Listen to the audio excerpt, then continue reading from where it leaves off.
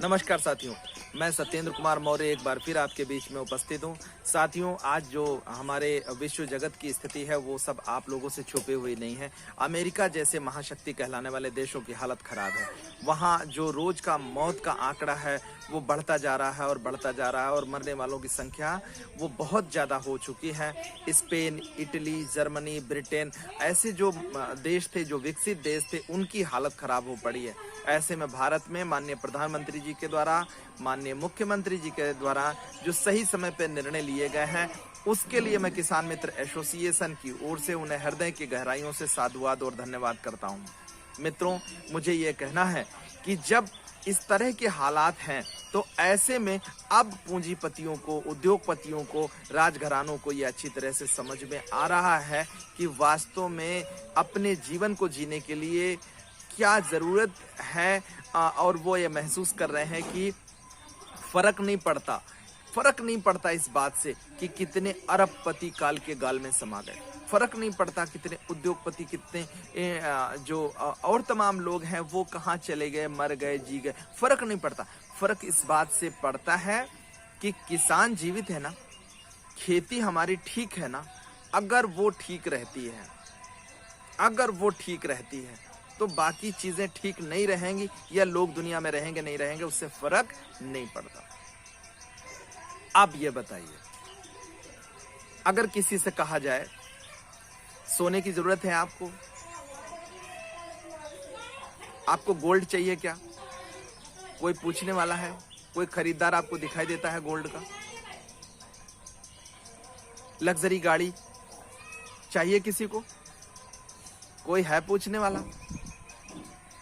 वो कहेगा कि न तो मुझे सोने की जरूरत है, ना मुझे सोने की जरूरत है, ना मुझे गाड़ी की जरूरत है, ना किसी और चीज की जरूरत है। अगर आवश्यकता है तो सिर्फ सब्जियों की, अनाज की, दूध की जरूरत है। जो रोजमर्रा के जीवन को जीने के लिए जरूरी चीजें हैं, आज उनकी आवश्यकता है।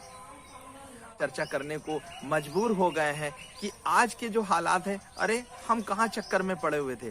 बड़ी महंगी गाड़ियां, अच्छे बंगले, अच्छे कपड़े और तमाम लग्जरी चीजों की जरूरत, जो बेमतलब के खर्च थे उन पे हम इन्वेस्ट कर रहे थे, उस पे तमाम खर्च कर रहे थे। वास्तव में हमें जरूरत किस चीज की है? तो आज ये महसूस कर रहे हैं कि वास्तव में किसान ही है जो लोगों के जीवन को चलाने के लिए सबसे महत्वपूर्ण कड़ी है, और जो योगदान है सबसे बड़ा योगदान उन्हीं का है। अन्नदाता किसान अगर जीवित है और ये धरती माँ उसका साथ देती है, अगर उसका स्वास्थ्य ठीक है, किसान का स्वास्थ्य ठीक है और धरती माता का स्वास्थ्य ठीक है, तो बाकी कुछ ज्यादा ठीक हो न हो इससे कोई फर्क नहीं पड़ता। मैं तो हमेशा से कहता रहा हूँ कि जितनी तेजी से हम विकास की ओर जा रहे हैं, वास्तव में उतनी तेजी से ही हम विनाश की ओर भी जा रहे हैं। ये बात मैं सैकड़ों बार दोहराता रहता हूँ। हमारे तमाम वीडियोस में इस बात की चर्चा की जा चुकी है। आप हमारे पुराने वीडियोस को देखेंगे, मैंने इस बात को तो बहुत पहले से कह रखा है। अपने 20 सालों में जो हमने किसानों और किसान मित्रों के लिए संघर्ष किया है, उसमें हमेशा इस बात का मैंने जिक्र किया।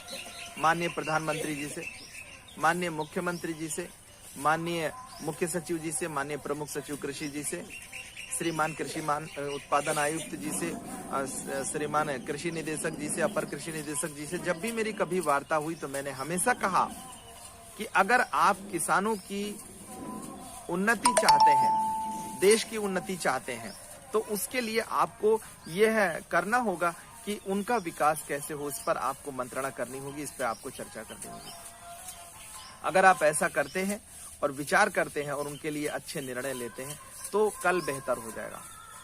किसान मित्र, न केवल किसान मित्र बल्कि गांव से जुड़े हुए जितने भी लोग हैं, जितने भी जो गवर्नमेंट से सहयोग करने वाले लोग हैं, चाहे वो किसान मित्र के रूप में हो, चाहे वो शिक्षा मित्र के रूप में हो, चाहे आंगनबाड़ी के रूप में हो, आशा बहू के रूप में हो, रसोईया के रूप में हो, प्रांतीय रक्षक दल के रूप में हो, चाहे वो होम गार्ड्स के रूप में हो या किसी अन्य तरीके से हो, तो जो लोग गांव से जुड़े हुए लोग हैं उनको पर्याप्त मात्रा में अगर उनको मानदेय हम देते हैं और उनकी बेहतरी की बात सोचते हैं, किसानों के हितों की बात सोचते हैं और उनकी मजबूरियों को, उनकी आवश्यकताओं को समझते हैं और उन्हें पूरा करने की कोशिश करते हैं, तो मैं समझता हूं कि इस देश की स्थिति में बड़ा सुधार आ जाएगा।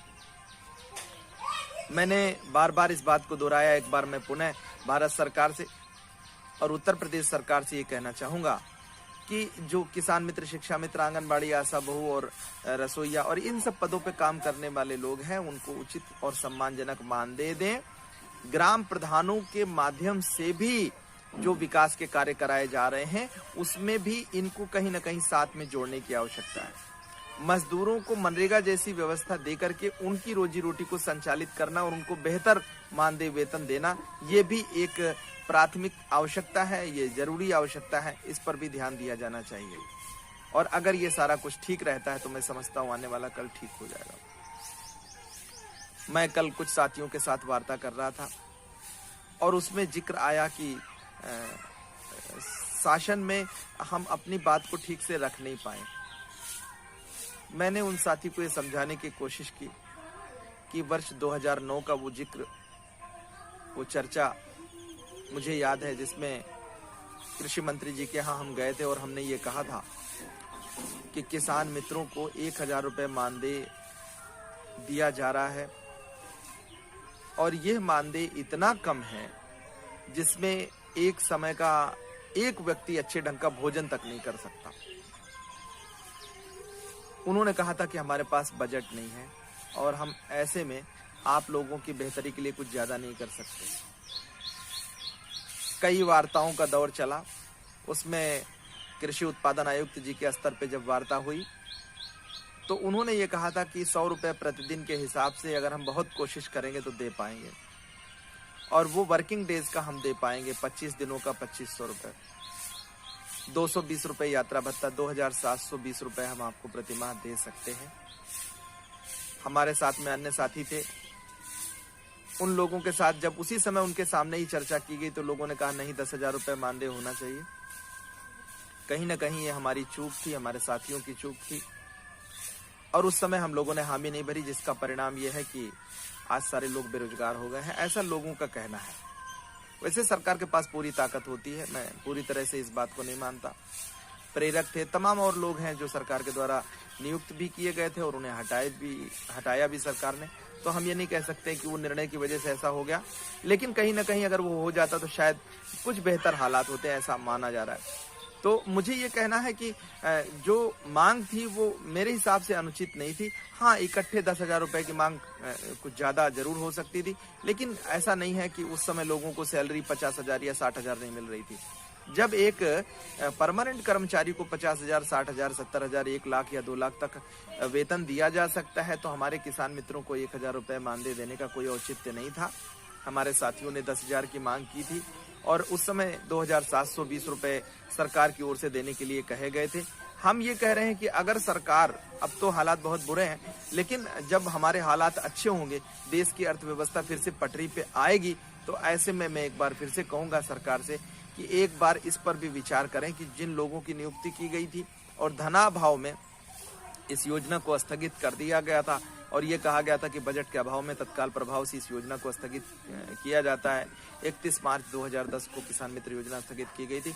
मैं कहूंगा कि एक बार फिर से इस पर विचार करने के बाद किसान मित्रों की नियुक्ति करने का काम किया जाए और एक बार फिर से गांव से जुड़े हुए लोगों के मान सम्मान स्वाभिमान के लिए सरकार को थोड़ा सा सेक्रीफाइस करके उनकी बेहतरी के लिए काम करना चाहिए, जिससे आने वाला कल का भारत स्वर्णिम भारत हो और फिर से यहाँ सोने की चिड़िया के रूप में विश्व जगत में अपना जो पहचान है उसको स्थापित किया जा सके।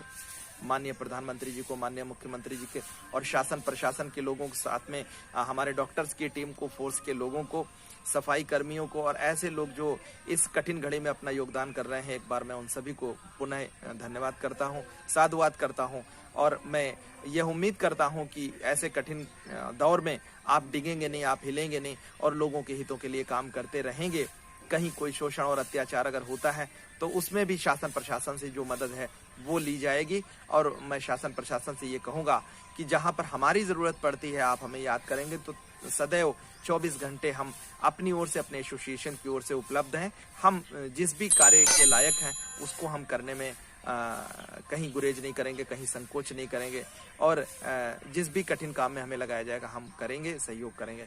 इन्हीं सब बातों के साथ मैं अपने साथियों को और अपने किसान मित्रों को जिन्होंने हम पर भरोसा जताते हुए आज तक हमारा साथ दिया है, मैं उनको साधुवाद धन्यवाद करता हूं। मेरा प्रणाम स्वीकार करें। नमस्कार।